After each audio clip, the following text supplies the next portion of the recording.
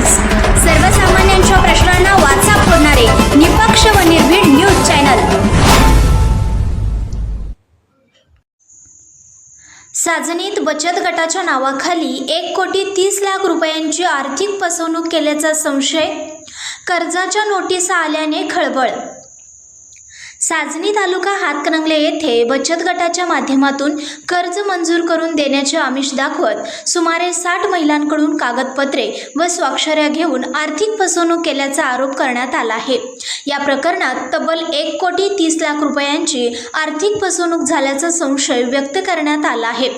महिलांनी दिलेल्या माहितीनुसार कर्ज मिळवून देण्याचे आमिष संबंधित महिलेने आधार कार्ड, पॅन कार्ड तसेच इतर कागदपत्रे घेतली होती।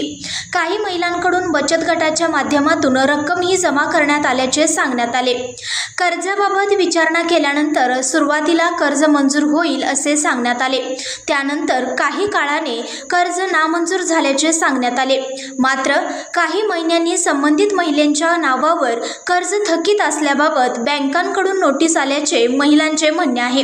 यामुळे संबंधित महिलांमध्ये चिंता निर्माण झाली असून त्यांनी संबंधित व्यक्तीशी संपर्क साधण्याचा प्रयत्न केला असता त्यांचे घर बंद असल्याचे आढळून आल्याचे सांगण्यात आले। तसेच संबंधित महिलेच्या पतीकडून महिलांना धमकावण्यात आल्याचाही आरोप तक्रारदारांनी केला आहे। या प्रकरणी महिलांनी हातकणंगले पोलीस ठाणे तसेच जिल्हा पोलीस प्रमुख यांच्याकडे तक्रार करण्यात आली आहे। दरम्यान या प्रकरणाची संपूर्ण चौकशी झाल्यानंतरच नेमकी फसवणूक किती रकमेची झाली आणि या प्रकरणाची खरी वस्तुस्थिती काय आहे हे अद्याप स्पष्ट होणार आहे। मी स्वाती संतोष दानोळे, ग्रामपंचायत विद्यमान सदस्य ग्रामपंचायत साजनी। आमच्यात रहिवासी पल्लवी अमर अंकले हिने आमच्या बचत गटाचे पैसे काढून मी वेळेवर भरतो असे आम्हाला अपेक्षा दाखवून तिने पैसे काढले। त्याच्यानंतर वर्षानंतर ती पैसे भरायचं बंद केली। बँकवाले आमच्या घरी आल्यानंतर आम्हाला हे प्रकरण कळालं। त्याच्यावर आम्ही हातकणंगले पोलीस स्टेशनमध्ये ही फिर्याद नोंद केली आहे।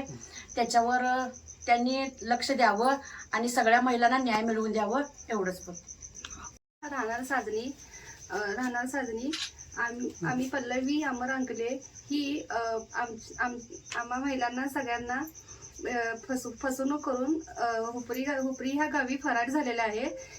आम्ही त्यांच्याकडे बिशी भरत होतो।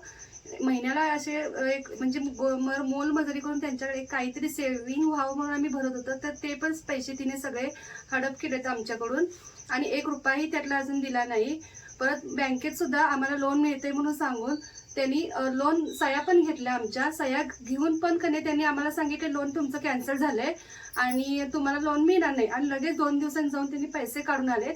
आम्हाला ह्यातलं काहीच माहित नव्हतं। जेव्हा आम्हाला बँकेची 9 महिन्यांनी नोटीस आली त्यावेळी आम्हाला कळाले की आमच्या नावावर यांनी कर्ज उचलले आणि ह्याच्यावर लवकरात लवकर कडक कारवाई करण्यात यावी।